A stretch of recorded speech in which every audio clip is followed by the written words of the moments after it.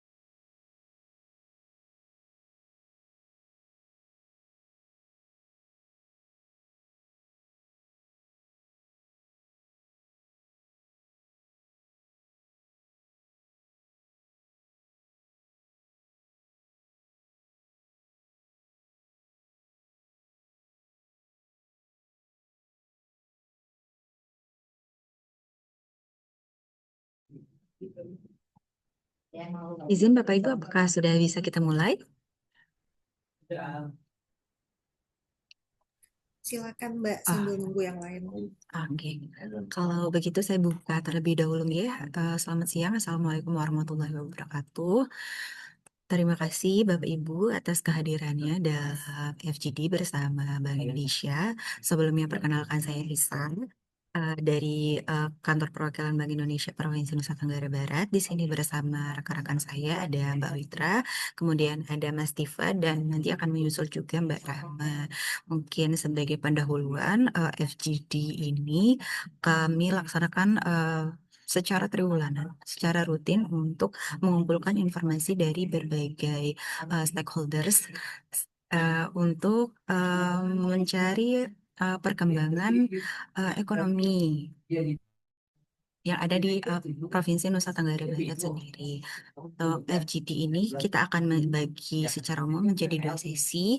Sesi pertama adalah sesi pemaparan. Nanti kami persilakan kepada Dinas ESDM terlebih dahulu untuk memaparkan materinya. Kemudian nanti akan kita lanjutkan dengan pemaparan materi dari Bapeda Kabupaten Sumbawa Barat.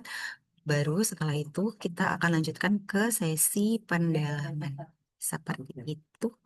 Mungkin kalau begitu saya persilakan kepada Dinas SDM Provinsi NTB untuk memaparkan materinya terlebih dahulu. Silakan Bu. Izin Bu Risa. Jadi dari Dinas SDM, di sini saya hadir bersama Kepala Bidang Ketenagalistrikan, kemudian Kepala Bidang Energi. Nanti mereka yang akan menjawab pertanyaan-pertanyaan sesuai dengan lampiran surat dari Bank Indonesia beberapa waktu yang lalu. Kemudian untuk pertambangan nanti akan menyusul dari bidang minerba yang insya Allah akan hadir kepala bidangnya juga yang akan memberikan pemaparan. Kesempatan pertama baiknya kita berikan dulu kepada Mas Yoyo dan Mas Erik untuk menyampaikan paparan singkatnya. Silakan Mas.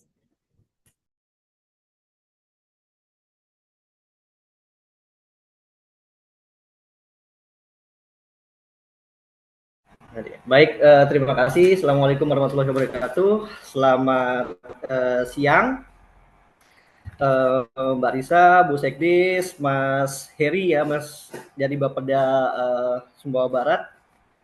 Jadi langsung saja ini untuk poin B, energi dan elektrifikasi, mungkin kami akan berbagi. Waduh, maaf ini ada sedikit gangguan di kameranya ini. Iya Pak, nggak apa-apa Pak. Ya, tapi nggak apa-apa ya, suaranya keluar nggak apa-apa. Iya nggak apa-apa, suaranya masuk. Oke, baik. Terima kasih. Jadi kami akan berbagi poin-poin untuk kami sampaikan. Jadi kalau kita lihat dari poin B ini dari nomor 1 sampai 3, mungkin nanti dari bidang energi yang akan coba menyampaikan.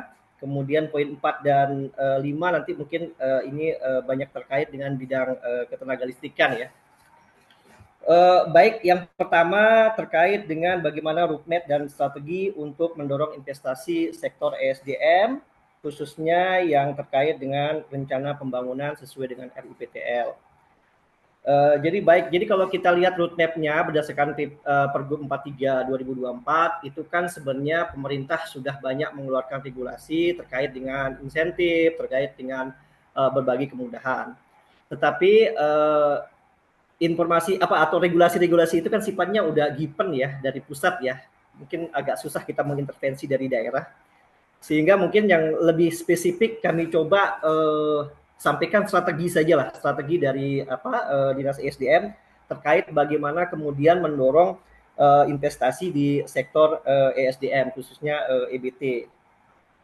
Jadi selama ini yang kemudian memang kita lakukan adalah 3 hal ya. Mungkin nanti bisa ditambahkan Bu Sekdis, karena ini kan sebenarnya energi ini kan pendahulunya atau seniornya adalah Bu Sekdis ya. Jadi jadi perlu kami mungkin yang bisa kami sampaikan berdasarkan apa yang sudah atau sudah berjalan begitu. Yang pertama strateginya tentu saja adalah menyiapkan informasi yang baik terkait dengan potensi EBT yang ada di daerah Provinsi NTB. Beberapa sudah dilaksanakan misalnya dengan membuat kajian atau pra-MS yang selama ini bekerja sama dengan Denmark juga ya Bu ya, Bu Sekdis ya. Nah, kemudian dari data itu ketika kita sudah punya potensi tentu perlu dipromosikan. Nah, jadi strategi yang berikutnya adalah mempromosikan terkait dengan potensi dan peluang dari peluang investasi di sektor EBT. Dan ini kayaknya juga udah berjalan nih Bu Sekdis ya. Nanti mungkin detailnya bisa dijelaskan juga sama Bu Sekdis. Kemudian strategi selanjutnya adalah penguatan sumber daya manusia. Nah, penguatan sumber daya manusia ini kami bagi ada 2. Yang pertama adalah bagaimana mengumpulkan data yang baik. yang baik dan informatif supaya kemudian investor ini tertarik begitu. Jadi ini juga kami ada kerjasama juga dibantu oleh Denmark dalam program Indodep ya. Kemudian berikutnya adalah ketika informasi yang kita sajikan sudah baik, tentu butuh juga bagaimana caranya mempromosikan yang baik. Dan ini juga nanti untuk bagaimana cara mempromosikan yang baik, Bu Sekdis mungkin bisa bantu Bu ya. Itu untuk pertanyaan nomor 1 ya. Kemudian yang kedua, terkait dengan proyek pembangkit listrik yang saat ini sedang berjalan dan direncanakan di NTB. Nah ini sebenarnya juga sudah ada di dalam RUPTL-nya PLN ya, RUPTL 2025-2034. Jadi nanti itu bisa kita share ya Bu ya, atau bagaimana Bu Sekdis? Sebenarnya kita hanya mengasih apa istilahnya, ini loh data yang sudah direncanakan oleh PLN begitu. Jadi kalau kita lihat misalnya di tahun 2025, nanti ini mungkin Bu Sekdis juga bisa menambahkan, karena saya lihat di tahun 2025 ini yang sudah konstruksi ada yang sudah selesai ya Bu ya. Contohnya misalnya seperti PLTM Pandanduri, itu kan konstruksi 2025 kalau menurut PLN, tapi terakhir sudah mulai beroperasi atau bagaimana, mungkin itu nanti bisa dibantu dijelaskan. Jadi ada daftarnya sudah ada, ini sekitar ada 42 proyek yang kemudian itu ada yang sudah dikonstruksi, kemudian ada yang proses pengadaan, ada yang juga masih direncanakan begitu. Dari tahun 2025 sampai nanti tahun 2034. Kemudian selanjutnya untuk poin ketiga, apa tantangan utama pembangunan pembangkit listrik? Ya tentu saja kalau kita ketahui bersama dari sisi fiskal untuk pendanaan, daerah tentu tidak bisa melaksanakan yang besar-besar, itu nanti bagiannya dari investor swasta ya.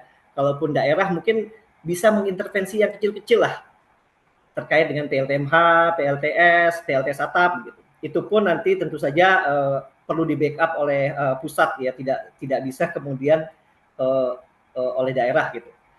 Kemudian terkait dengan teknologi, ya tentu saja kita masih bergantung dengan pusat dari luar, walaupun kemudian pemerintah mencoba supaya teknologi itu bisa kita kuasai dengan tadi TKDN ya, supaya muatan lokalnya seperti apa, supaya pelan-pelan kemudian transfer itu bisa terjadi. Selanjutnya terkait dengan perizinan lingkungan, izin lingkungan ini biasanya yang cukup bermasalah kalau dia pembangkit fosil ya. Mungkin nanti tolong dikoreksi Bu Sekdis yang mungkin punya pengalaman lebih banyak gitu. Karena kalau EBT relatif kecil ya pengaruh dampak lingkungannya begitu. Kecuali memang ada beberapa EBT yang lokasinya memang nggak bisa digeser ya, seperti panas bumi. Itu biasanya berada di daerah hutan lindung. Sementara hutan lindung itu sendiri proses izinnya juga lumayan lama, karena memang dari pihak Kementerian Kehutanan agak sedikit rigid ya terkait dengan perizinan. Sementara mungkin seperti itu untuk jawaban kami dari poin 1 sampai 3. Selanjutnya kami serahkan ke bidang KTL untuk menyampaikan yang poin 4 dan 5. Silakan Pak Erik. Ya.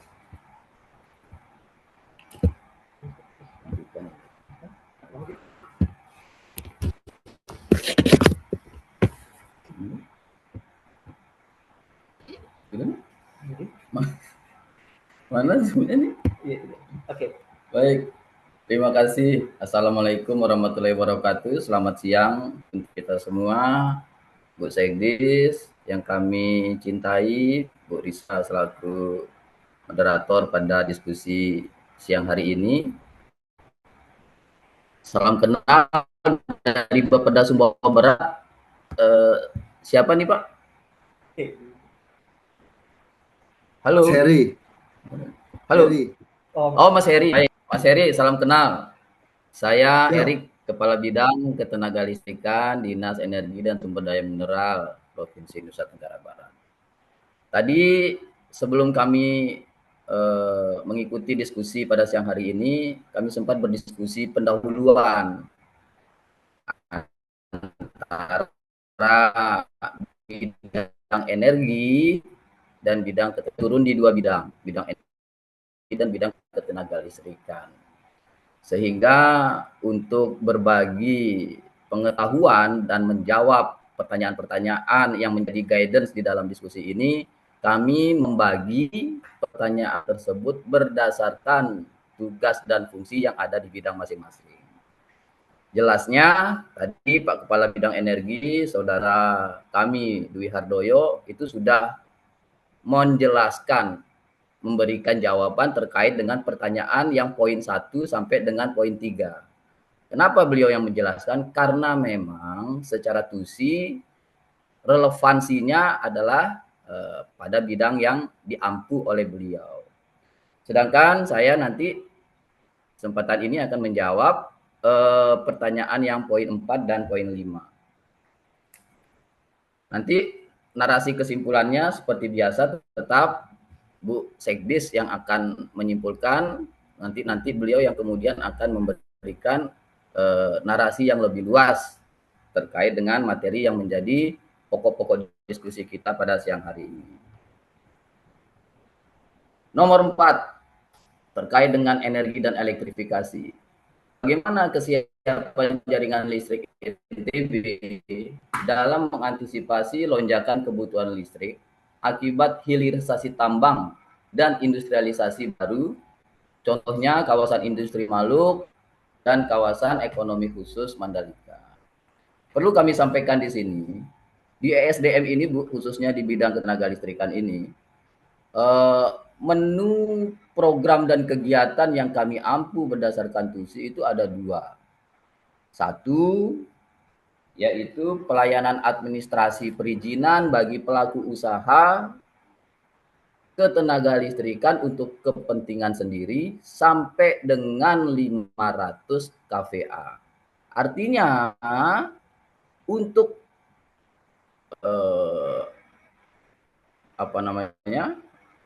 penyediaan tenaga listrik yang kapasitasnya lebih dari 500 kVA yang dimanfaatkan untuk kepentingan sendiri maupun untuk kepentingan umum, itu ranahnya adalah ranah kewenangan Kementerian SDM.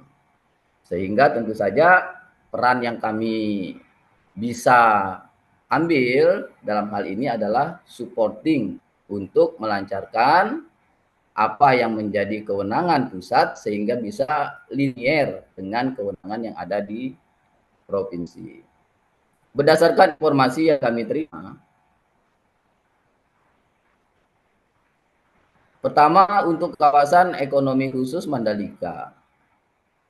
Menurut data yang kami miliki, sistem Pulau Lombok itu sudah sangat mampu untuk mensuplai energi listrik ke kawasan tersebut.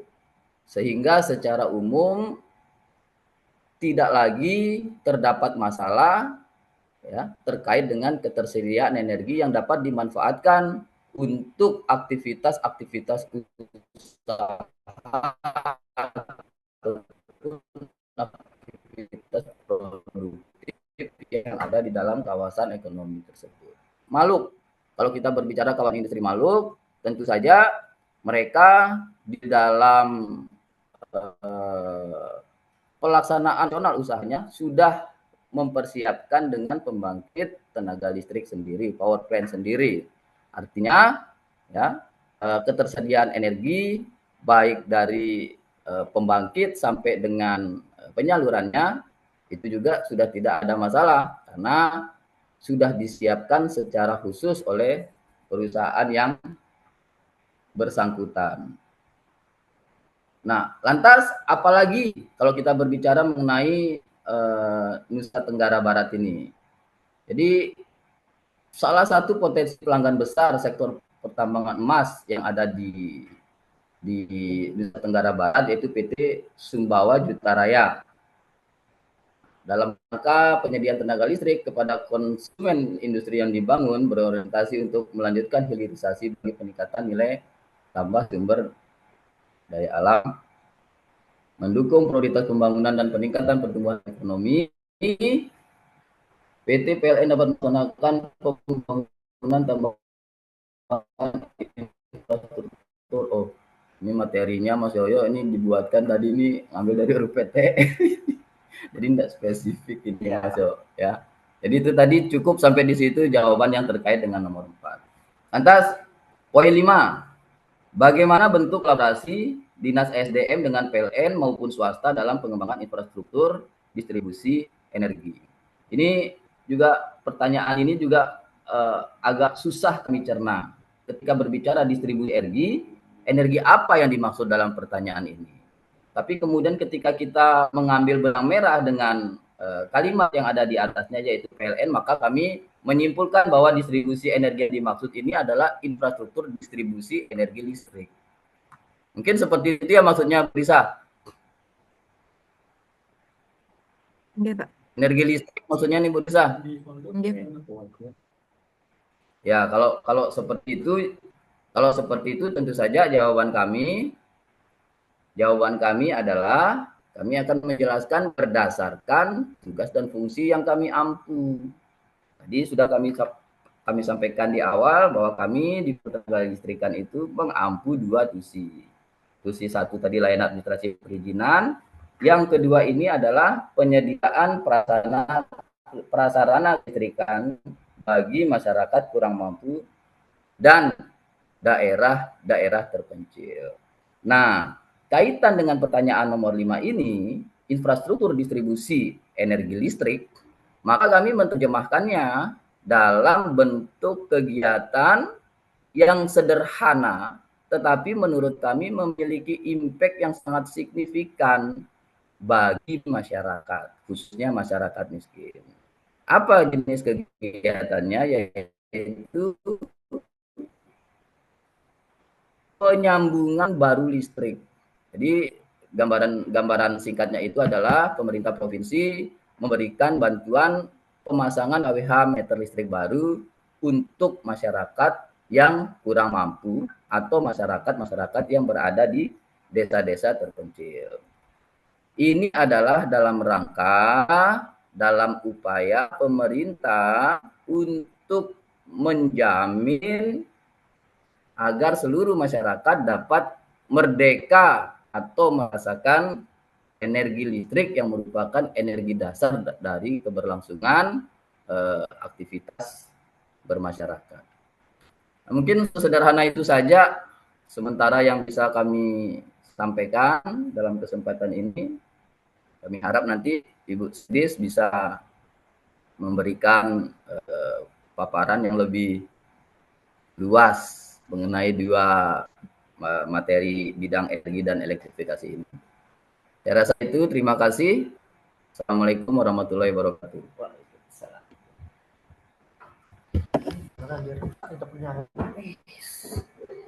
Bisa beneran surat itu? Izin Mbak Risa, jadi saya sekedar melengkapi tadi yang sudah disampaikan oleh Pak Kabid Ketenagalistrikan dan Pak Kabid Energi. Saya izin share screen dulu.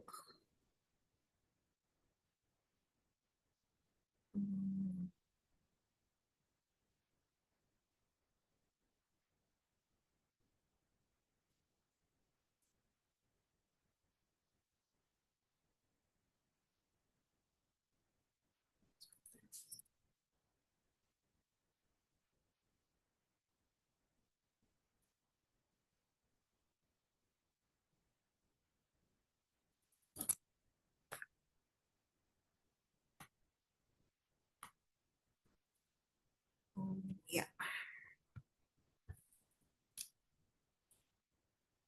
Apakah sudah terlihat, Bu Risa? Masih dalam proses, Bu. Oh ya, masih belum. Oh ya, oke. Sudah, Mas. Ya. Jadi tadi Mas Yoyo Pak Kabit Energi menyampaikan bahwa salah satu strategi kami dalam hal pengembangan energi terbarukan, jadi secara garis besar itu dibagi menjadi dua, Bu Risa. Yang pertama adalah pengembangan yang dilakukan untuk proyek-proyek yang skalanya komunitas atau skala kecil atau off-grid. Kemudian yang kedua adalah pengembangan energi terbarukan untuk skala komersil atau on-grid. Ini untuk proyek-proyek yang kapasitasnya besar. Kemudian tentunya kami perlu memetakan lebih dahulu ya potensi yang kita miliki itu seperti apa besarnya, kemudian bagaimana distribusinya di seluruh daerah NTB. Tadi Pak Kabit menyebutkan sudah ada kemitraan dengan Denmark, dengan Kedutaan Besar Denmark dan dengan Danish Energy Agency untuk melakukan pemetaan potensi yang berbasis GIS. Jadi kurang lebih hasilnya seperti ini. Kita melakukan pemetaan untuk 5 jenis energi terbarukan, yaitu angin. Angin sendiri dibagi untuk menjadi onshore dan offshore, yang di darat dan di laut. Kemudian untuk solar, solar ini adalah matahari terbagi menjadi ground solar, kemudian rooftop solar, dan floating solar. Kemudian untuk biomasa, ini hanya khusus untuk tanaman-tanaman limbah pertanian, maksudnya limbah pertanian ini misalnya tongkol jagung, kemudian sekam padi, jerami padi, yang seperti itu yang masih bisa dimanfaatkan untuk menghasilkan energi.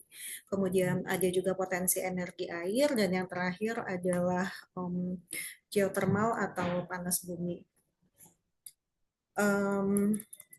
Lalu menambahkan untuk strateginya ya, sesuai dengan yang termaktub di Pergub 43 tahun 2024, itu dirumuskan dalam 5 pilar aksi. Yang pertama adalah dekarbonisasi sektor ketenaga listrikan dengan membangun lebih banyak pembangkit-pembangkit energi terbarukan. Kemudian pilar aksi yang kedua adalah mengimplementasikan aksi-aksi hemat energi dan konservasi energi di sektor rumah tangga. Pilar aksi yang ketiga adalah mendekarbonisasi penggunaan energi di sektor industri.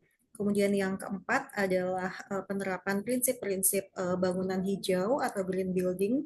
Dan yang terakhir adalah dekarbonisasi sektor transportasi. Kemudian sedikit update dari yang tadi sudah disampaikan oleh Pak Kabit juga untuk proyek-proyek yang sudah selesai. Untuk yang nomor 1 ini sudah selesai 100% dan saat ini sedang mengurus proses administrasi untuk interkoneksi ke grid PLN. Kemudian untuk yang kedua ini sudah hampir memasuki tahapan akhir dari bidding proses yang ada di PLN pusat.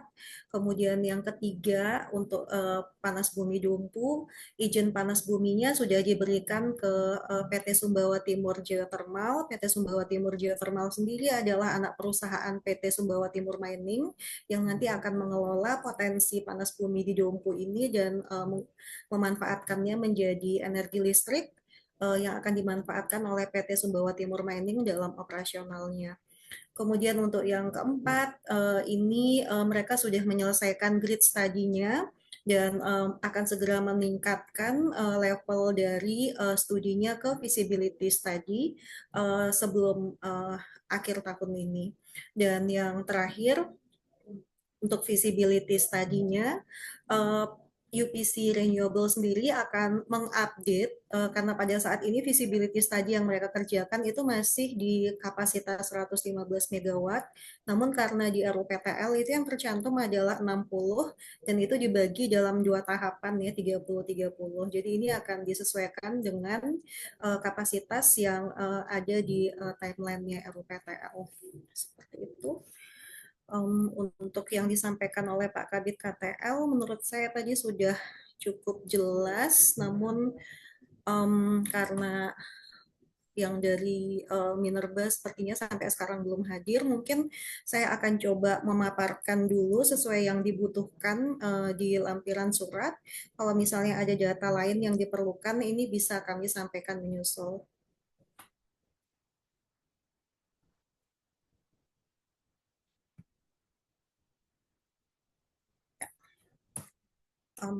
Apakah sudah terlihat?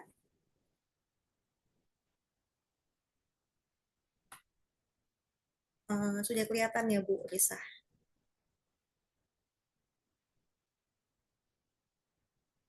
Sudah Bu, sudah kelihatan. Ya. Untuk data potensi kami masih menggunakan yang lama Bu. Ini sepertinya sudah saya sampaikan di kesempatan sebelumnya di FGD 3 bulan yang lalu. Ini adalah peta potensi yang kami miliki. Kemudian ini adalah penjabarannya di dalam tabel. Kemudian yang kedua itu terkait dengan pengawasan ya Bu ya. Jadi terkait dengan pengawasan, kami itu memiliki di sini kami memiliki yang namanya inspektur tambang. Jadi inspektur tambang itu sebenarnya adalah pegawai Kementerian SDM yang ditempatkan di daerah. Jadi untuk pengawasan kami melakukannya bersama-sama dengan IT, dengan inspektur tambang. Sebenarnya ada satu lagi jabatan yang namanya pejabat pengawas, namun sampai dengan saat ini kebetulan itu belum ditunjuk case-nya untuk di daerah kami. Jadi yang melakukan pengawasan adalah inspektur tambang bersama-sama teman-teman yang ada di bidang teknis yaitu bidang minerba. Kemudian juga tentu Ibu pernah mendengar terkait dengan IPR ya Bu ya. Jadi IPR itu secara filosofis sebenarnya adalah bagaimana membuat masyarakat penambang yang ada di NTB itu bisa naik kelas seperti itu. Jadi kalau misalnya mereka dibuat berizin, tentunya itu akan memudahkan pembinaan oleh dinas baik dalam hal implementasi praktek-praktek pertambangan yang baik, dan juga supaya bisnis yang mereka jalankan itu kemanfaatannya bisa lebih nyata, tidak hanya bagi segelintir orang yang menjalankan usaha tersebut, namun juga bagi masyarakat di sekitar lokasi WPR tersebut. Dan untuk IPR ini, tunggu slide-nya berbeda.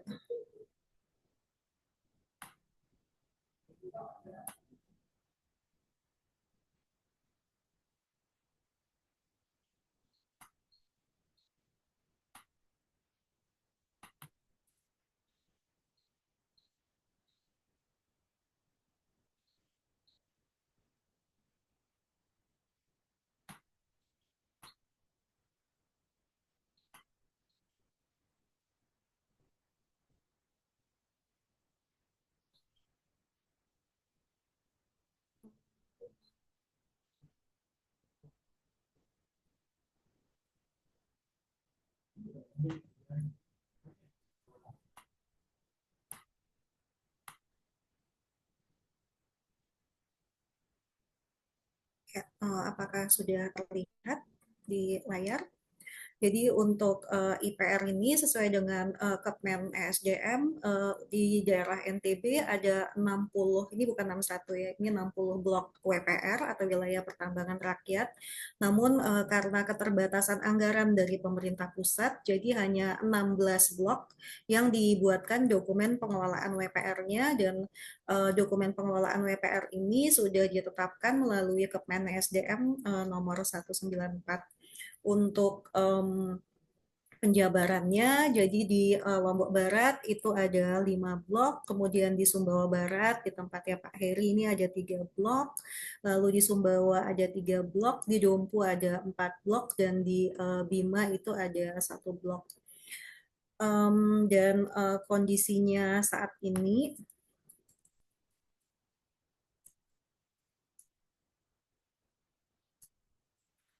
posisi kita sudah berada di yang diberi blok merah. Kita sedang menyusun yang namanya dokumen pengelolaan, bukan dokumen pengelolaan, rencana pasca tambang dan reklamasi untuk ke-16 blok ini, di mana dokumen RPT ini akan menjadi dasar sebagai penetapan IPERA atau iuran pertambangan rakyat yang nantinya akan dipungut oleh pemerintah daerah. Kemudian di saat yang bersamaan, karena karena arahannya adalah percepatan, namun tetap harus berpedoman pada regulasi yang berlaku.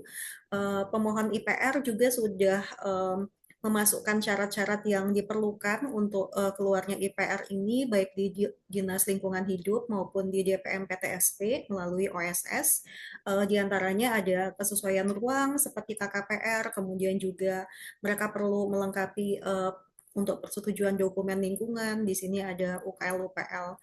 Kemudian nanti setelah semua dokumen ini terpenuhi, baru nanti IPR itu bisa dipublish atau bisa diterbitkan. Lalu terkait dengan tantangan ya Bu ya. Kalau untuk tantangan di pertambangan ini sangat banyak. Jadi kami bagi ada yang tantangannya teknis, kemudian ada yang sifatnya administratif. Untuk slide-nya sebentar.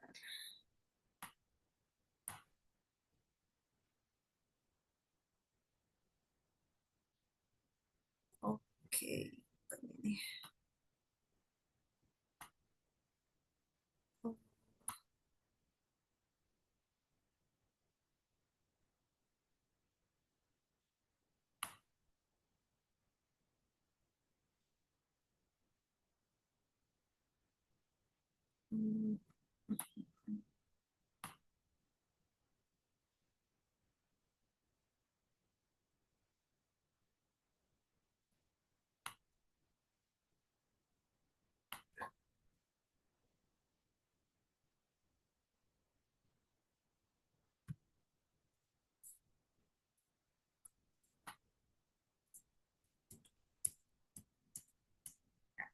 Terkait dengan isu dan tantangan yang kami temui. Ini muncul setelah penerapan dari Perpres 55, di mana pada Undang-Undang 3 2020 itu awalnya semua perizinan terkait dengan minerba itu ditarik ke pusat. Kemudian itu diberikan sebagian atau didelegasikan ke pemerintah provinsi melalui Perpres 55 tahun 2021. Yang terkait dengan administrasi, pertama terkait dengan evaluasi dokumen perizinan, di mana di situ ada evaluasi yang menjadi bagian dari inspektur tambang dan ada juga evaluasi yang menjadi bagian dari tim internal di bidang minerba Dinas SDM. Sedikit lama untuk yang inspektur tambang karena walau bagaimanapun mereka adalah bagian dari Kementerian SDM, jadi untuk penugasannya itu tetap harus melalui penugasan dari Direktur Teknik dan Lingkungan di Kementerian SDM. Ini cukup memakan waktu sehingga mengakibatkan pembahasan sebuah dokumen untuk terbitnya izin IUP itu bisa menjadi lama seperti itu. Kemudian tadi juga terkait dengan pengawasan seperti yang sudah saya sampaikan, meskipun sudah ada inspektur tambang, namun jumlahnya masih terbatas dan untuk proses administrasi penugasan mereka juga harus menunggu persetujuan dari Kementerian SDM dan di samping itu belum adanya pejabat pengawas yang ditunjuk oleh menteri yang ada di tingkat provinsi. Lalu juga ada isu terkait dengan kewajiban untuk kewajiban untuk memenuhi penyusunan dokumen UKL UPL ya, UKL UPL yang itu diperlukannya 2 kali. Jadi pada saat mereka sedang eksplorasi diminta untuk menyusun dokumen UPL-UPL, kemudian nanti pada saat meningkat ke operasi produksi juga diminta untuk menyusun dokumen UKL-UPL. Jadi ini dirasa sangat memberatkan. Ada usulan bagaimana seandainya kalau dokumen UKL-UPL-nya itu cuma dibuat 1 kali gitu pada saat operasi produksi saja. Karena sejatinya pada saat tahapan eksplorasi mereka tidak mengerjakan hal yang sifatnya ekstraktif, jadi hanya pengambilan sampel-sampel saja, kemudian uji laboratorium, sehingga di situ tidak diperlukan adanya UKL-UPL. Beda pada saat tahapan operasi produksi karena pada saat itulah operasional sebuah perusahaan tambang itu benar-benar dimulai. Jadi ada kegiatan ekstraksi, pengolahan dan lain-lain. Jadi idealnya untuk UKL-UPL-nya itu sebaiknya cukup hanya di tahapan operasi produksinya saja. Lalu ada beberapa isu juga terkait dengan akses untuk MODI. MODI ini adalah Minerba One Data Indonesia, kemudian MOMI, Minerba One Map Indonesia, terkait dengan akses untuk registrasinya yang masih terkendala, dan juga ada beberapa wilayah izin usaha pertambangan yang telah dilakukan penciutan, tapi itu belum dimutakhirkan luasannya pada MOMI. Kemudian yang terkait dengan tadi administrasi, kemudian yang permasalahan yang terkait dengan teknis, ada sebagian besar pemegang izin usaha pertambangan yang belum memiliki kepala teknik tambang. Kemudian sebagian besar pemegang IUP juga tidak memiliki tenaga teknis dengan kualifikasi yang memadai. Kemudian permasalahan di luar SDM, misalnya terkait dengan lahan sawah dilindungi, dan beberapa WIUP ini sudah terindikasi ada tumpang tindih ya, overlap dengan wilayah LSD. Lalu rekomendasi tata ruang juga, di mana tidak semua kabupaten kota itu menerbitkan informasi ruang, dan ini diperlukan pada saat yang ingin mengajukan izin IUP itu menetapkan WIUP-nya. Ada 2 kabupaten, satu kabupaten yaitu Lombok Timur dan satu pemerintah kota, Kota Bima, yang belum mengeluarkan data terkait dengan informasi ruang di wilayahnya. Ya, saya rasa mungkin hanya ini yang bisa saya tambahkan, Bu Risa. Kalau misalnya ada data atau informasi yang masih diperlukan, nanti bisa menghubungi kami, akan kami sampaikan atau susulkan setelah ini. Itu saja, terima kasih untuk Mas Yoyo dan Mas Erik juga. Wabillahi taufiq wal hidayah. Wassalamualaikum warahmatullahi wabarakatuh. Waalaikumsalam warahmatullahi wabarakatuh. Terima kasih Bu Waalaikumsalam Niken, warahmatullahi wabarakatuh. Pak Yoyo, dan semuanya. Ya, Mungkin kita beralih ke Bapeda Kabupaten Sumbawa Barat ya, kepada Pak Heri. Kami persilahkan. Untuk paparannya Pak, apakah ingin memaparkan sendiri atau kami bantu share screen? Izin saya paparkan sendiri aja nanti, Baik, soalnya ada beberapa yang tidak perlu juga disampaikan. baik.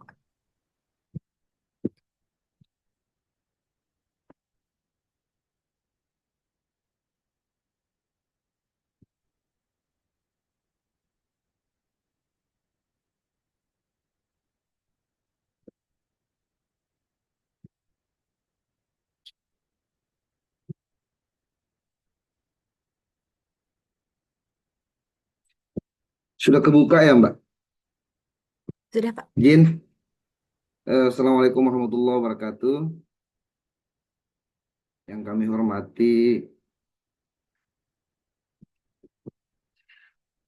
Mbak Risa, Ibu Sekdis SDM, teman-teman kepala bidang di Dinas SDM Provinsi.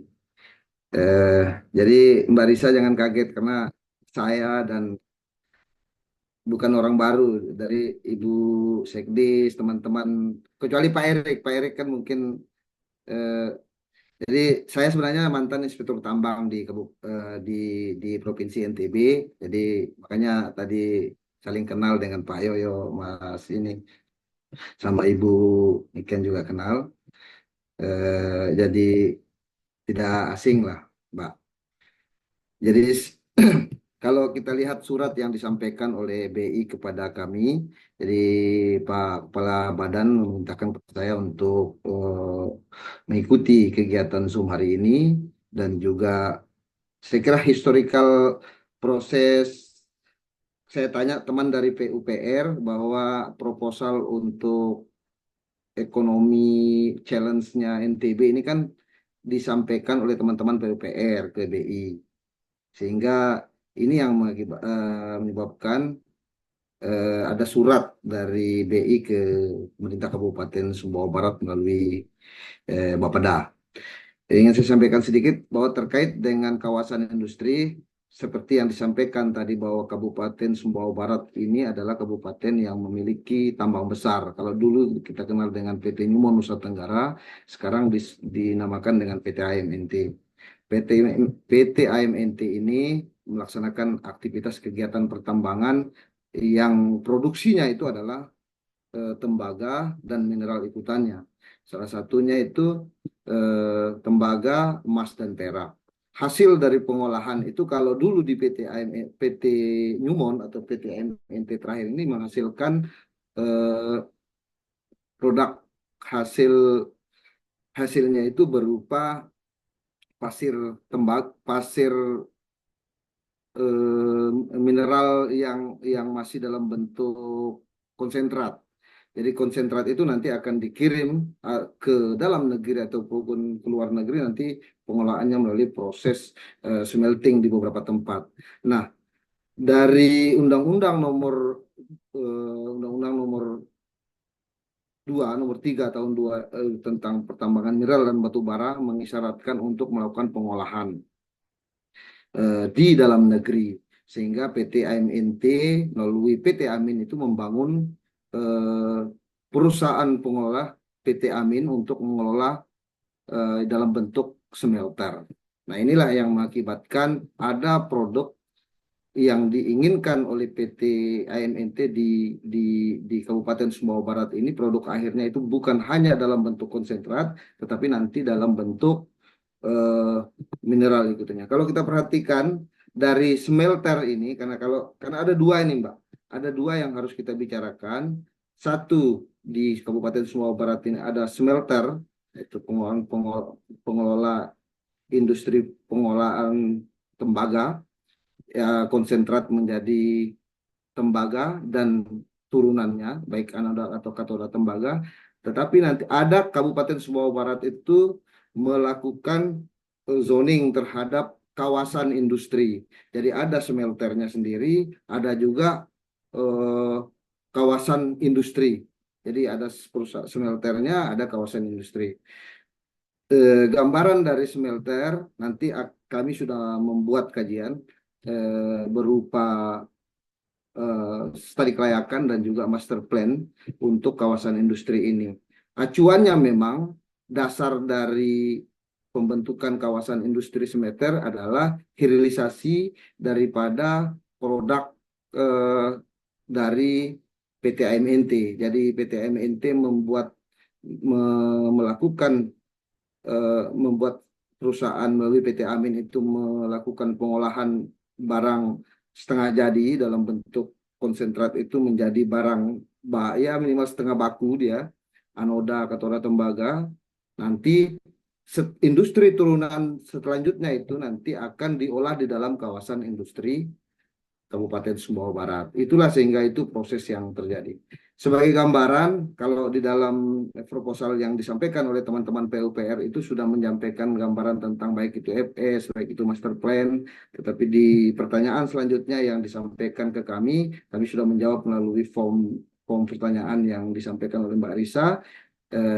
Tetapi perlu juga kami sampaikan melalui presentasi ini karena memang sebagai gambaran bahwa kawasan industri ini sebelum RPJMD 2020-2024 itu sudah kita usulkan sebelumnya di beberapa waktu yang lalu, dari tahun 2019 sampai 2001 itu sudah beberapa kali keluar peraturan menteri tentang penetapan kawasan industri ini di Kabupaten Sumbawa Barat. Sebagai gambaran, luasan kawasan industri adalah 1.200 hektar yang terdiri dari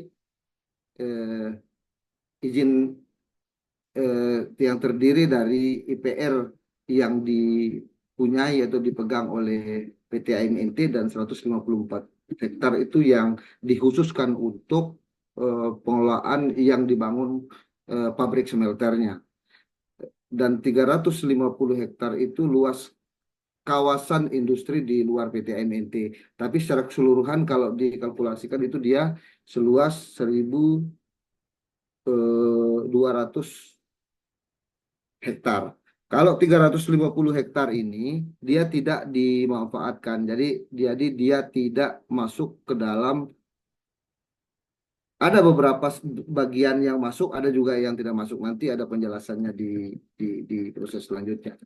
Nah, ini smelter, ini beberapa area yang sudah terbangun di gambaran profil perusahaan induk saja ini ingin saya sampaikan supaya kita ada gambaran terkait dengan updating atau existing terbaru dari wilayah yang kita sebut dengan kawasan smelter. Selanjutnya yang ingin kami sampaikan, karena ini terkait dengan gambaran bagaimana existing atau setting daripada pembangunan kawasan industri yang dilakukan oleh pemerintah Kabupaten Sumbawa Barat dan juga kita kolaborasi dengan PT AMNT. Ini kita sudah buat master plan-nya di dalam 850 hektar. Jadi kawasannya itu dilakukan kajian oleh master plan-nya dan lahan yang kita kuasai sudah sekitar 50% yang dikuasai oleh PT AMNT dan selain-lainnya itu ada bukit dan lain-lain itu masih dalam proses melakukan pembebasan lahan, tetapi itu secara bertahap. Tetapi yang terpenting 154 hektar yang berada di dalam 1.200 hektar itu sudah dikuasai oleh PT AMNT dan sudah terbangun pabrik pengelola smelternya, arti pabrik smelternya sudah terbangun.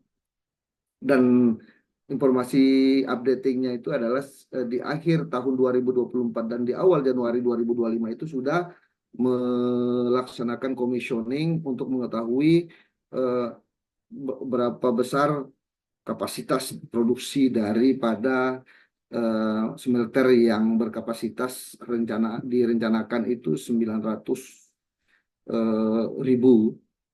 metrik ton untuk dilaksanakannya. Di berapa hasilnya nanti kita bisa diskusikan karena ini memang informasi updatingnya itu dari PT AMNT selaku PT Amin selaku pemilik proyek.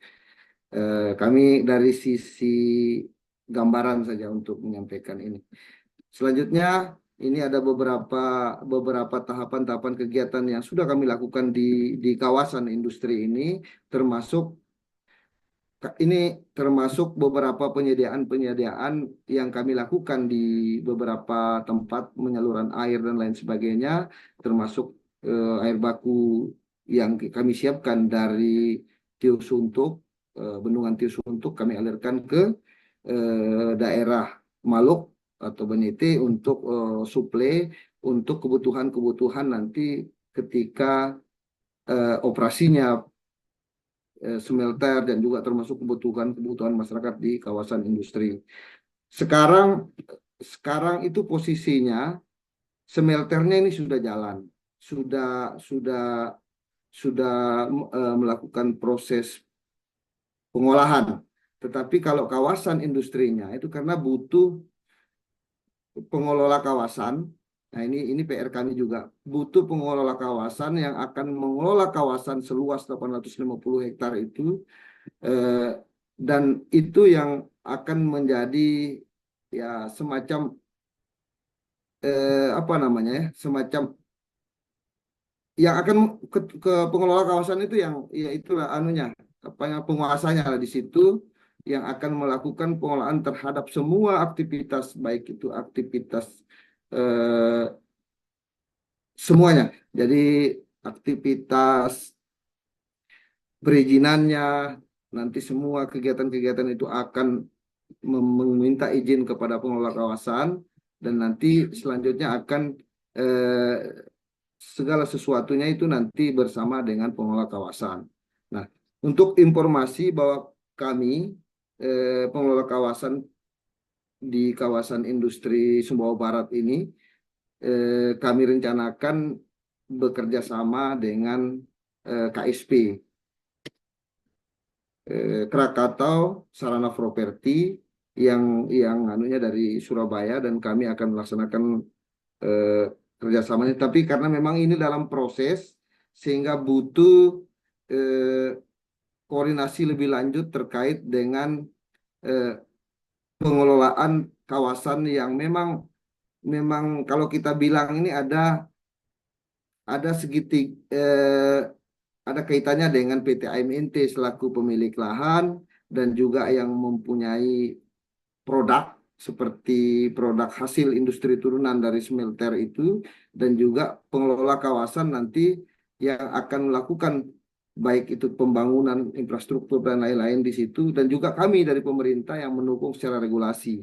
Sehingga nanti akan banyak hal yang nanti akan kita diskusikan dengan dengan dua perusahaan ini, baik itu PT MMT ataupun PT Sarana Krakatau Sarana Properti. Ini adalah beberapa gambaran yang sudah kami lakukan terhadap kawasan industri yang ada di Kabupaten Sumbawa Barat. Ini master plan yang kami buat di tahun 2022. Ini gambaran industri, potensi target industri turunannya yang berpotensi ada 4 industri turunan yang akan kita hasilkan di smelter dan nanti akan kita kelola di dalam kawasan industri. Turunan yang pertama, kalau kita orang tambang, saya kira Pak Ibu Sekdis sudah paham lah tentang smelter ini. Ketika kita sebut turunan pertama, ada yang menurunkan. Yang pertama hasilnya itu adalah lumpur anoda ke tembaga dan katoda tembaga. Jadi ada tembaga katodanya, ada anoda tembaga yang nanti ketika kita lakukan pengolahan itu akan menghasilkan beberapa turunan-turunan yang lain. Dan yang ketiga itu adalah asam sulfat. Terus kalau kita berbicara industri turunan dari yang kedua daripada jenis-jenis yang saya sebutkan tadi, maka akan ada lempeng tembaga turunan daripada katoda tembaga. Itu di industri turunannya. Di turunan pertama itu dilakukan pengolahannya di dalam smelter. Turunan kedua itu dilakukan nanti direncanakan di dalam kawasan industri smelternya. Jadi ada lempeng tembaga yang dihasilkan dari katoda tembaga. Terus kalau asam sulfat nanti kalau ketika kelola di dalam kawasan industri akan menghasilkan pupuk dan lain-lain.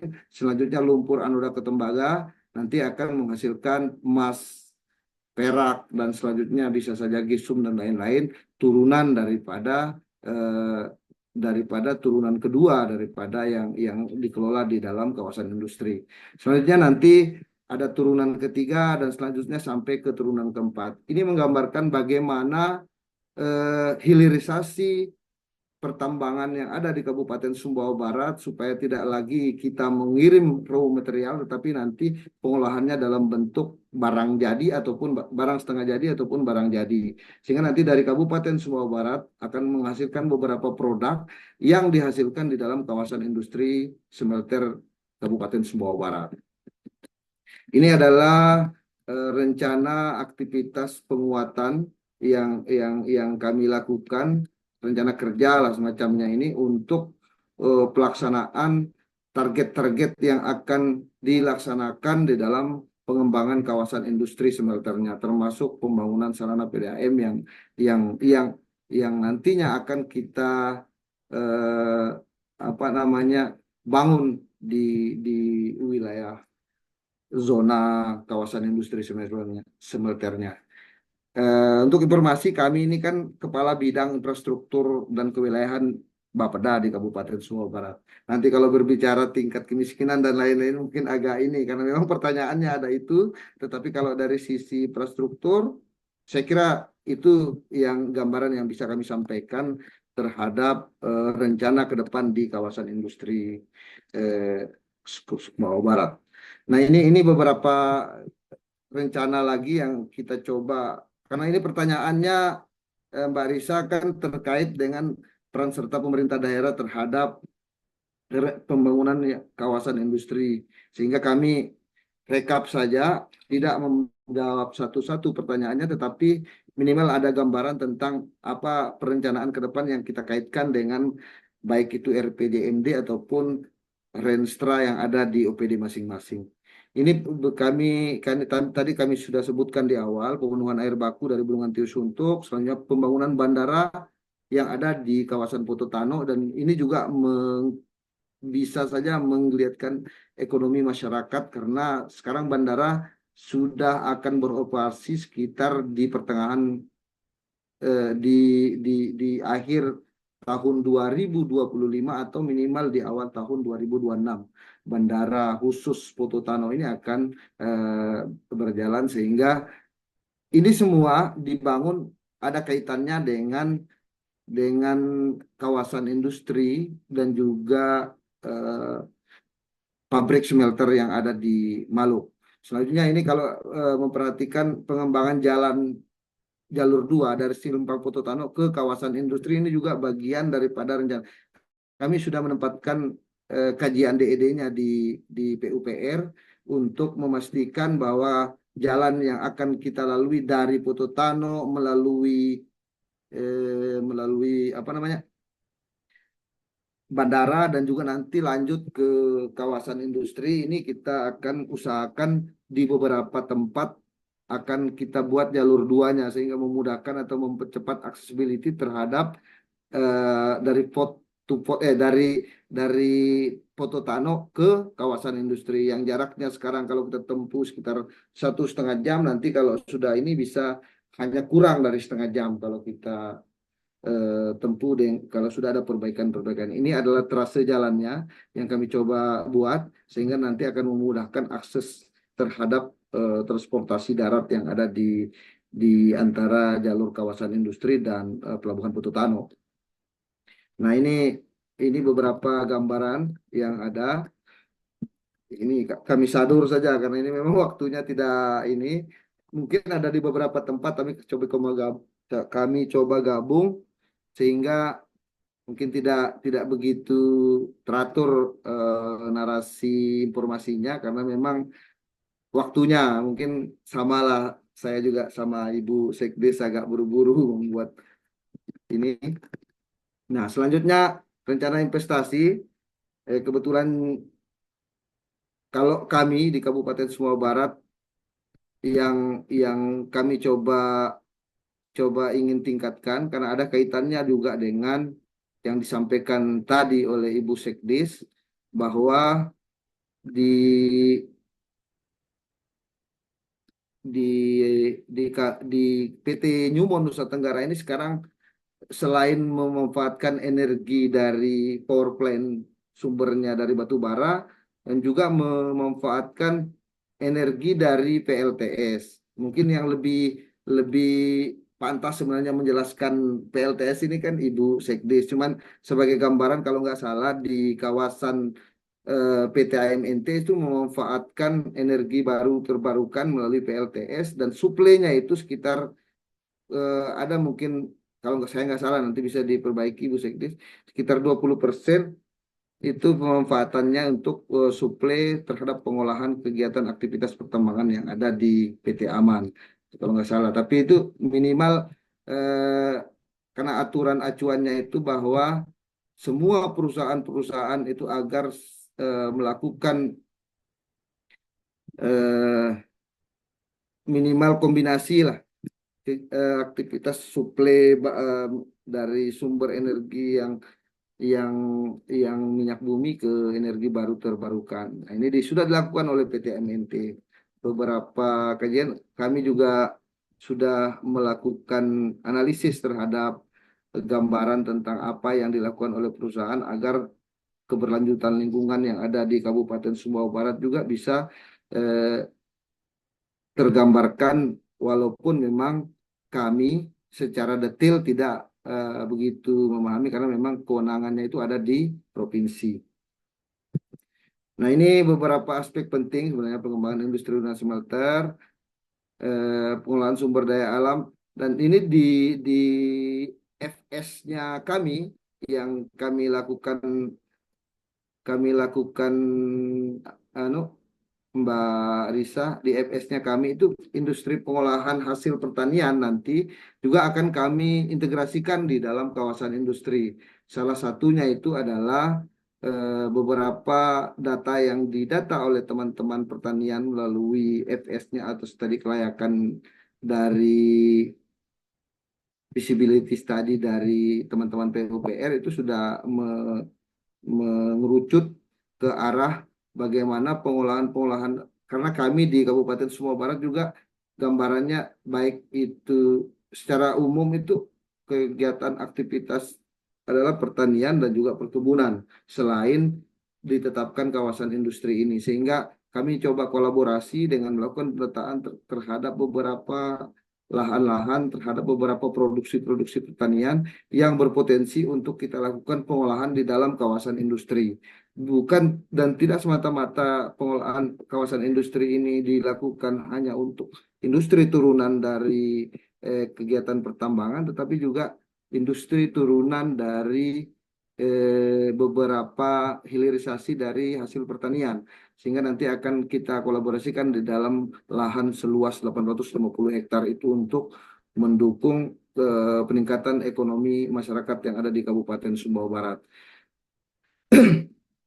Nah, ini beberapa nanti saya kira beberapa informasi terkait dengan yang akan kami lakukan nanti, rencana-rencana ke depan, bagaimana mencoba untuk mengkombinasi beberapa perusahaan-perusahaan yang memang melaksanakan kegiatan nanti di dalam kawasan industri, coba kita arahkan dia untuk kontak kuncinya itu lingkungan yang berkelanjutan. Nanti akan dari lingkungan berkelanjutan itu nanti banyak kegiatan atau aktivitas yang nantinya menggunakan baik itu teknologi hijau, green atau dekarbonisasi dan lain-lain itu yang akan nanti kita sinkronkan dengan arahan dari pusat maupun provinsi yang nanti akan memudahkan kita di dalam hal mengamankan lingkungan kita agar selalu berkelanjutan walaupun aktivitasnya itu secara determinasi oleh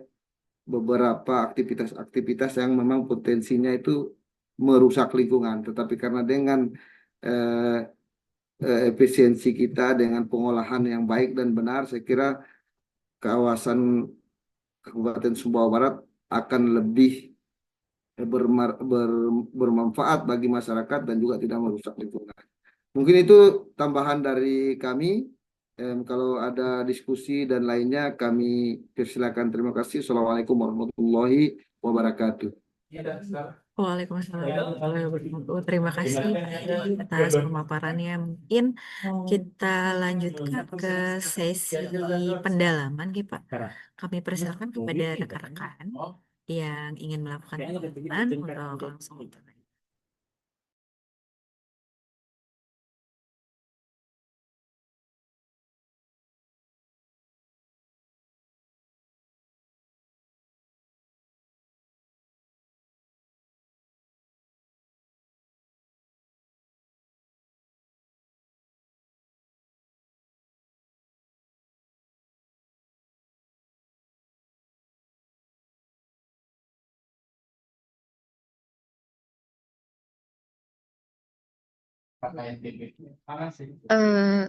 Selamat sore, Bapak Ibu sekalian dari Dinas SDM dan dari Bapeda Sumbawa Barat. Izin Pak, saya Rahma. Saya ingin Bapak Ibu, saya ingin mengkonfirmasi sedikit terkait dengan pemaparannya tadi. Pertama dari Bapeda Sumbawa Barat, Pak. Ini saya ingin menanyakan Pak terkait dengan rencana progres pembangunan kawasan smelter ini. Kalau boleh tahu, kami kan terakhir mendapatkan info bahwa dari RPJMN 2020 2025 2029 ya. Itu dalam rencananya tersebut disebutkan bahwa KI Maluk itu kemungkinan baru akan dimulai dibentuk pada tahun 2027. Nah, kalau boleh tahu master plan secara umumnya bagaimana, Pak? Dan skemanya nanti kerjasama untuk pendanaan pembentukan kawasan industri itu bagaimana?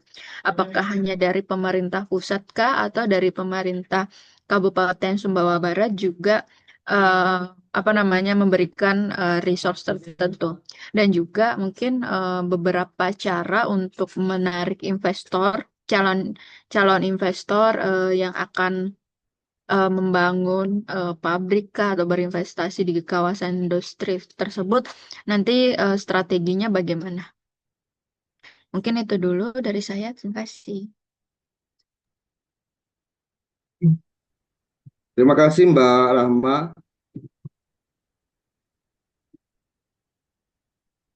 Ya, terima kasih Mbak Rahma atas pertanyaannya terkait dengan apa yang tadi disampaikan bahwa kawasan industri ini adalah usulan dari pemerintah Kabupaten Sumbawa Barat.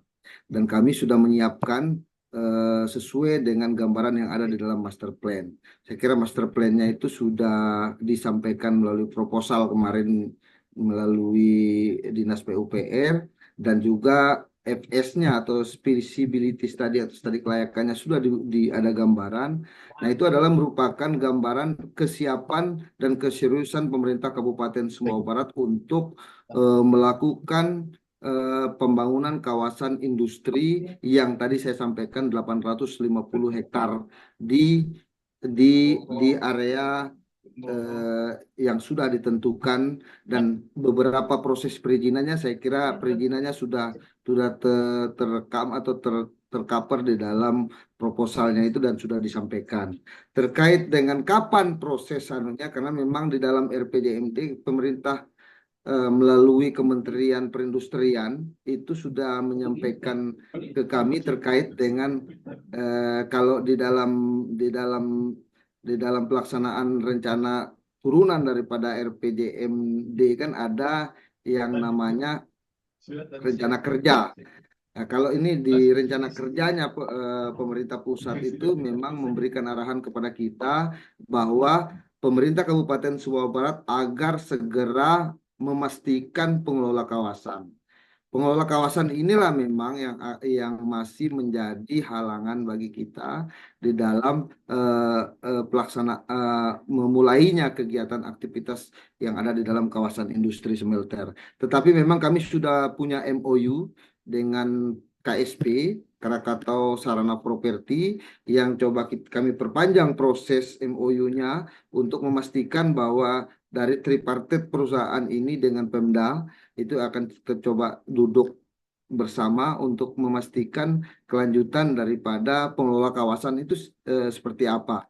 Karena memang inilah masalahnya kenapa Bapak Ibu dapat informasi tahun 2027 itu akan memulai bukan seperti itu, tetapi apabila nanti di dalam tahun 2026 awal ini sudah ada kepastian dan KSP sudah mulai, maka prosesnya akan dilaksanakan terus. Karena apalagi ini kawasan industri sudah masuk ke dalam RPJMN, sudah masuk ke dalam RPJP, sudah masuk di dalam apalagi RPJMD kami. Saya kira fokus kami sekarang itu untuk memastikan beberapa infrastruktur yang akan mendukung pengelolaan kawasan industri agar segera terupdate dan juga apa namanya kami lagi proses untuk supaya ini kami diterhalang di pengelola kawasan. Itu permasalahannya karena memang ada yang perlu kita selesaikan di tingkat atas bersama dengan PT AMNT, KSP dan juga pemerintah Kabupaten Sumbawa Barat. Ini yang tetapi kalau kesiapan secara infrastruktur, perencanaan bahkan kami itu sudah menyiapkan semuanya, Bu. Master plan kami yang buat KSP, FS dan seterusnya sampai ke penyiapan dan rencana DED kawasan menuju ke daerah kawasan industri itu sudah kami siapkan. Tinggal menunggu diskusi untuk kepastian dari pengelola. Tapi kalau MOU dan apa namanya PKS-nya itu sudah kami buat, tetapi ini saya juga nanti saya coba akan update informasinya. Tapi yang jelas itu updating terbaru dari kami seperti itu. Terima kasih, Mbak. Ya, terima kasih Pak. Berarti ada kemungkinan untuk apa namanya pembangunannya bisa lebih cepat ya Pak daripada yang direncanakan oleh pemerintah pusat. Nah, kalau boleh tahu bentuk koordinasinya dengan pemerintah provinsi sendiri bagaimana Pak? Atau memang kalau untuk pembangunan kawasan industri ini biasanya dari daerah langsung ke pusat. Nah, sama yang terakhir mungkin Pak dari saya tadi melihat bahwa dari apa namanya rencana pembangunan kawasannya itu juga ada kawasan untuk pertanian. Nah, dan di satu sisi kan ini ada kawasan tambang nih. Kawasan tambang kan biasanya memiliki kayak semacam limbah-limbah yang itu tuh bisa berpotensi apa namanya mengganggu tanaman pertanian, pertumbuhan tanaman pertanian, bukan hanya dari air, tapi kadang kan dari udara. Nah, secara visibilitas tadinya itu apakah memungkinkan untuk membangun industri pertanian dan pertambangan secara berdampingan, Pak? Terima kasih, Pak. Oke, terima kasih Mbak. Ingin saya klarifikasi lagi bahwa bukan kawasan pertanian yang diutamakan, tapi hasil pertanian yang dari luar itu akan dibawa ke situ untuk produk-produknya akan melakukan pengolahan di situ sebagiannya. Tetapi pada prinsipnya area yang turunannya itu adalah makanya disebut dengan SBIE itu adalah kawasan eh, kawasan apa namanya? Saya lupa juga nama anunya karena teman-teman PUPR yang kasih nama. Jadi dikolaborasikan. Jadi industri turunan dari smelter itu dikelola menjadi turunan 1, 2, 3, dan 4. Sementara yang hasil-hasil pertanian yang memang dominan yang ada di Kabupaten Sumbawa Barat juga akan dilakukan pengolahan. Jadi kawasan industri itu semua terintegrasi di dalam satu kawasan. Tetapi yang dominan itu adalah kawasan pengelolaan kawasan untuk industri yang turunan daripada industri pertambangan yang ada di Kabupaten Sumbawa Barat. Seperti itu, Mbak. Baik, terima kasih banyak Pak atas konfirmasinya. Berarti memang itu industri pengolahan pertanian ya. Nah, meskipun industri pengolahan pertanian, maksudnya kan kadang kalau pembangunan smelter kan ada secara udara, limbah di udara segala macam itu kan akan berpengaruh ke produksi pertanian dan kan pertanian biasanya itu ke makanan ya produknya, industri olahannya. Nah, apakah misalnya higienitasnya atau bagaimananya itu nanti kan kemungkinan akan berdampak juga di apa namanya dibangun berdampingan. Itu aja sih Pak mungkin ya saya. Terima kasih. Oke, saya anu kembali pada Mbak Rahma. Mas fokusnya untuk industri turunannya itu yang akan kita kelola itu di kawasan industri Sumbawa Barat. Namun karena memang pada saat melakukan studi kelayakan, karena kan nanti studi kelayakan ada turunannya lagi. Memang dimungkinkan juga dilakukan beberapa area, dimanfaatkan beberapa area di dalam itu untuk melakukan pengolahan industri. Karena di dalam kawasan itu kan bukan hanya pure 100% 850 hektar itu adalah kawasan pengolah pabriknya, ada kawasan kawasan perumahannya, ada kawasan. Jadi di dalam master plan ini sudah ada. Kalau kita lihat lagi itu beberapa klaster 7 sampai 8 klaster yang kami tadi cantumkan di awal kawasan industri kan ada 7 8 klaster. Salah satunya ada bahkan 8 ada satu klaster yang nanti kita manfaatkan untuk daerah yang menjadi cadangan untuk memanfaatkan kawasan zona PLTS untuk mengakomodir eh, daerah-daerah yang akan kita manfaat. Jadi nanti mengambil sumber energi dari PLTS yang rencananya akan dibangun untuk mensuplai ke dalam kawasan industri. Selain itu di beberapa klaster yang satu. Di klaster yang lainnya itu ada klaster yang berjauhan dengan klaster pengolahan turunan-turunan dari tambang dan juga ada beberapa klaster lain terhadap industri-industri kecil yang ada di UMKM yang ada di Kabupaten Sumbawa Barat kita coba arahkan, tetapi kan ini kan luas nih daerahnya Mbak, tetapi coba kita integrasikan gitu seperti itu.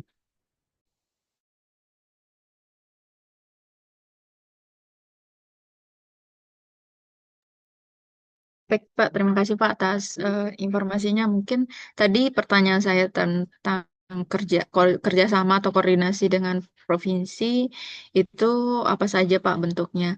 Sama terakhir mungkin, Pak, terkait dengan teknisnya pembangunan kawasan industri ini. Kemarin kami sempat melakukan kajian terkait dengan pembentukan kawasan industri. Kadang kan memang untuk pembentukan kawasan industri, terutama pertambangan yang cenderung padat modal, itu inklusivitasnya terbatas ya Pak.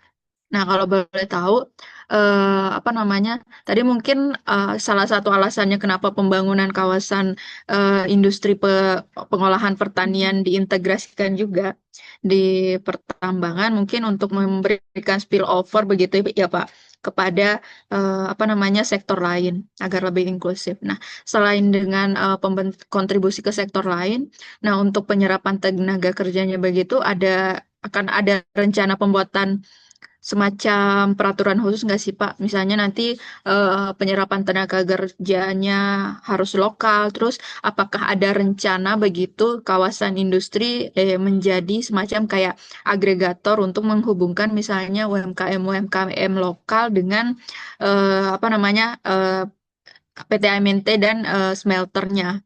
Misalnya mungkin kan kalau di PT AMNT itu banyak kebutuhannya untuk kendaraan dan juga banyak ya kendaraannya mereka. Nah, apakah ada rencana begitu mengintegrasikan dengan misalnya bengkel-bengkel, memberikan pelatihan bengkel-bengkel agar mereka bisa kayak menyuplai entah jasa perbaikan kendaraan mungkin ke PT AMNT atau bagaimana, Pak? Terima kasih. Terima kasih Mbak Rahma. Yang pertama tadi pertanyaan terkait dengan provinsi. Saya kira Dinas Industri kami tetap melakukan bahkan kalau di awal itu kami pembentukan untuk pembebasan lahan itu kami SK-nya itu dari provinsi. Jadi baik itu pembebasan lahan, kawasan industri, smelter dan lain-lain itu bersamaan dengan provinsi dan melibatkan semua OPD yang terkait dengan baik itu dinas apa namanya industri perindak provinsi ya dengan kami dan juga makanya di dalam SK itu ada semua SK yang dikeluarkan oleh DPMPST provinsi dan juga dikeluarkan oleh beberapa instansi yang ada kaitannya eh, dengan kegiatan aktivitas industri. Jadi kami tetap lakukan koordinasi terkait dengan itu. Nah, terus gambaran yang tadi disampaikan oleh Mbak Rahma bahwa ada integrasi antara hasil dari kelola pertambangan yang ada di PT Aman dari di industri turunannya dengan beberapa produk-produk hasil pertanian yang ketika kolaborasikan itu memang direncanakan di studi kelayakan itu memang sudah ada gambarannya. Jadi makanya ada beberapa klaster-klaster yang nanti akan dilakukan penempatan di mana ada kaitan koordinasinya dengan UMKM yang ada di masing-masing produk yang dihasilkan oleh pemerintah, yang dihasilkan oleh masyarakat, terus diakomodir oleh pemerintah untuk kita coba rangkum dalam kita coba berikan informasi di dalam kawasan industri. Jadi industri Sumbawa Barat ini kami gambarannya itu akan multi dia. Informasinya seperti multi aspek, baik itu aspek pertambangannya ada, industri turunan-turunannya itu akan dilakukan di situ, dan juga produk hasil pertanian yang berupa jagung dan lain-lain itu bisa dimanfaatkan dan dilakukan pengolahan minimal barang setengah jadi yang nanti akan dipasarkan ke beberapa daerah yang ada di Indonesia. Nah, selanjutnya tadi ya, saya lupa yang terakhir itu, Mbak. Eh, Ini Pak terkait dengan integrasi apa namanya kawasan industri semacam kayak agregator untuk menghubungkan misalnya bengkel-bengkel lokal dengan PT AMNT gitu untuk oh ya, jasanya. Seperti ya, kan misalnya di oke, kawasan industri di Tangerang itu biasanya mereka menjadi kayak penghubung antara perusahaan besar dengan UMKM oke, kecil. oke. Sebagai gambaran, kami sudah buat RDTR yang kawasan industri, satu RDTR kawasan industri, yang kedua di sekelilingnya itu adalah kawasan industri sekitar Maluk. Jadi di situ itu ada dua RDTR yang kami buat, satu kawasan industri yang seluas 1.200 hektar itu, dan di sekitar kawasan itu disebutkan bahwa kami sudah menerbitkan melalui kalau kalau dulu ini kalau dulu masih dikeluarkan melalui Perda, sekarang Perdanya sudah keluar, Perda RDTR kawasan sekitar industri Maluk. Itu nama RDTR-nya, sehingga nanti di dalam situ itu kegiatan atau aktivitas, baik itu aktivitas workshop, pengolahan kegiatan-kegiatan yang lain, bahkan sampai ke perumahan dan lain-lain itu ada di sekitar situ. Nanti untuk membackup kawasan industri yang ada di 1.200 hektar itu, ada kawasan yang RDTR yang kita buat seluas lebih dari itu, kalau nggak salah itu di angka di atas 20.000 hektar kalau nggak salah, itu untuk mengakomodir kawasan industri. Nah, itu juga baik itu di dalam ataupun nanti di dalam kawasan sekitar industri Maluk itu, nanti itu ada integrasinya melalui kawasan itu nanti yang menyokong kawasan industri smelter, kawasan industri Semua Barat. Seperti itu, Mbak. Baik, Pak. Terima kasih Pak atas konfirmasinya. Mungkin itu saja dari saya. Saya kembalikan kepada Mbak Risa. Terima kasih, Pak. Terima kasih Mbak Rama. Kami berikan kesempatan kepada rekan-rekan yang lain. Jika ingin melakukan pendalaman, kami persilakan.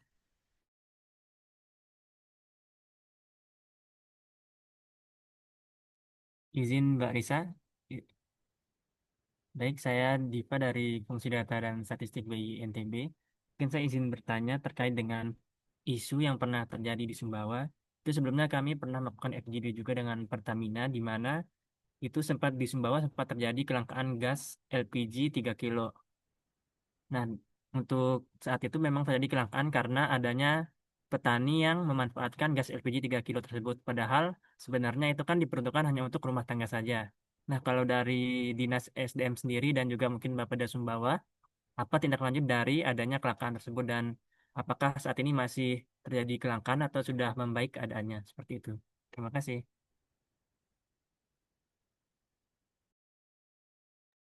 Dinas SDM yang jawab ini. Siap, Pak Heri.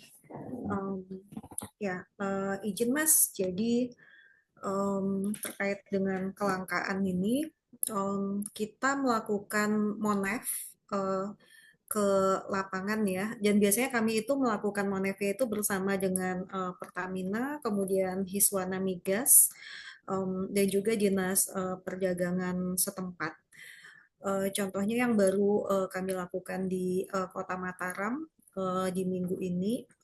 Jadi ada lonjakan demand atau permintaan sehingga menyebabkan sekarang untuk stok LPG 3 kg itu harus dropping tiap hari, di mana satu pangkalan itu mendapatkan jatah 150 tabung per hari. Dan berdasarkan keterangan dari pangkalan, yang 150 tabung per hari itu pun dalam jangka waktu beberapa jam saja itu bakal langsung habis gitu, diambil oleh masyarakat. Namun kalau untuk yang di Mataram, lonjakan permintaan ini dikarenakan adanya maulitan ya. Jadi karena ada maulitan, jadinya demand untuk LPG 3 kg bertambah. Namun berdasarkan tren di tahun-tahun sebelumnya, setelah maulidnya selesai, nanti biasanya ini akan kembali normal lonjakan demandnya, sehingga nanti untuk pasokan stok atau stoknya itu nanti bahkan dipasok bukan per hari lagi, tapi 2-3 hari sekali. Kalau yang di Pulau Sumbawa, terjadi kelangkaan itu sudah ada beberapa kali, pernah di Bima, kemudian pernah di Sumbawa. Kami juga sempat mengajukan surat penambahan kuota fakultatif, sebutannya seperti itu, kepada Pertamina, sehingga itu mengakibatkan di pertengahan tahun kemarin realisasi untuk LPG 3 kg di NTB itu sudah melebihi dari setengahnya. Karena itu kami juga mengajukan tambahan kuota untuk tahun ini kepada Dirjen Migas untuk menghindari kelangkaan di daerah. Jadi ada beberapa isu yang kami hadapi di lapangan. Yang pertama tadi yang seperti yang Mas sampaikan, pada saat musim tanam, musim panen, itu dipakai buat kegiatan pertanian. Jadi itu bisa menghilangkan jatah 4 sampai 5 keluarga miskin karena misalnya dipakai untuk kegiatan pertanian. Kemudian ada juga isu, jadi setelah dari pangkalan, karena pengawasan dari Pertamina itu hanya bisa dilakukan sampai ke titik pangkalan. Dari pangkalan ke pengecer itu di luar rantai distribusi resmi Pertamina. Jadi kalau misalnya ingin dilakukan pengawasan dari pengecer sampai ke pangkalan itu diperlukan adanya tim terpadu ya, bukan di dinas SDM lagi karena sesuai dengan ketentuannya di regulasi LPG 3 kg itu masuk dalam kategori barang penting. Jadi untuk kategori barang penting itu seharusnya menjadi wewenang dari dinas perdagangan untuk melakukan monitoring di lapangan. Seperti itu. Kalau dengan ESDM itu terkait dengan pasokan supply-nya. Jadi dari pengecer kemudian sampai dengan pangkalan ini ditengarai di sini ada miss ya, ada miss di sini. Jadi mengakibatkan seberapa banyak pun itu ditambah kuotanya, tapi tetap saja nanti akan ada muncul isu terkait dengan kelangkaan. Jadi sepertinya kita memang harus menertibkan atau memperbaiki rantai pasok supply dari pengecer ke pangkalan ini. Jadi kalau dari pangkalan ke agen itu biasanya sudah cukup baik dan di situ ada sanksi juga yang diterapkan oleh Pertamina yang cukup tegas sehingga di sini sudah bisa dikatakan sudah cukup baik. Tapi kemudian dari pangkalan ke pengecer itu yang masih perlu ditata atau dibenahi. Kemudian isu yang terakhir, kami juga mendapatkan laporan dari Dinas Perdagangan Kabupaten Sumbawa Barat bahwa ada tabung LPG 12 kilo yang warnanya biru itu tidak diterima untuk ditukar di agen atau pangkalan Pertamina. Dan setelah kami konfirmasi, karena ternyata memang ada kecurigaan pengoplosan. Jadi sebenarnya tabung LPG 12 kilo yang biru itu sudah ditarik semua oleh Pertamina sejak tahun 2017. Jadi sekarang itu hanya ada single brand, itu adalah Bright Gas yang warnanya pink seperti itu. Dan yang menjadi kecurigaan juga, tabung-tabung yang ditukarkan yang warna biru itu jumlahnya sangat banyak, sampai ratusan tabung dan ada tertera tanggal kadaluarsanya itu sudah lama gitu di situ. Jadi itu adalah tabung lama yang ditukarkan secara massal. Ditolak oleh pihak agen dan pangkalan karena khawatir ya itu tadi ya nanti tabung-tabung ini begitu diterima kemudian nanti dibalikin lagi itu akan mengganggu pasokan yang pink-pink ini gitu karena memang yang biru ini sudah tidak digunakan lagi semenjak tahun 2017 tapi ditarik secara perlahan. Namun karena untuk menghindari gejolak di masyarakat, kemarin hasil koordinasi kami untuk sementara ini akan diterima dulu sambil diberikan sosialisasi kepada masyarakat bahwa ini akan ditarik secara bertahap dan untuk kedepannya tidak digunakan lagi dan semuanya nanti akan dialihkan ke yang single brand yang pink atau bright gas. Mungkin seperti itu, Mas. Baik Bu, izin saya coba bertanya kembali nih. Terkait dengan pengajuannya tadi, biasanya berapa lama nih penerimanya ketika pengajuan penambahan kuota untuk gas LPG-nya? Biasanya sih sebelum ini ya, itu cukup ini sih cukup responsif juga. Asal ada surat dari Sekda, bahkan kami pernah ada surat dari kepala dinas juga sih. Asal udah ada dasar seperti itu, ini biasa bisa digunakan oleh Pertamina untuk mengeluarkan kuota tambahan atau kuota cadangan. Baik, Ibu, terima kasih atas jawabannya. Sudah cukup dari saya, Mbak Risa. Saya kembalikan ke Mbak Risa.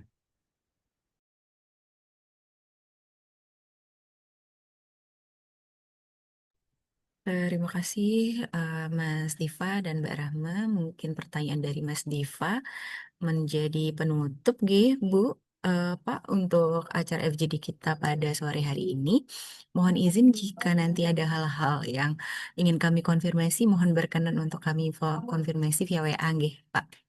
Bu. Terima kasih sekali lagi kami mengucapkan kepada Bu Niken, Pak Yoyo, Pak Erik, Pak Heri atas waktu dan informasinya. Mungkin saya tutup saja. Terima kasih. Wassalamualaikum warahmatullahi wabarakatuh. Waalaikumsalam warahmatullahi Waalaikumsalam wabarakatuh. warahmatullahi Terima kasih. wabarakatuh. Terima kasih semuanya. Assalamualaikum. Ya, salam sama teman-teman Bu Niken.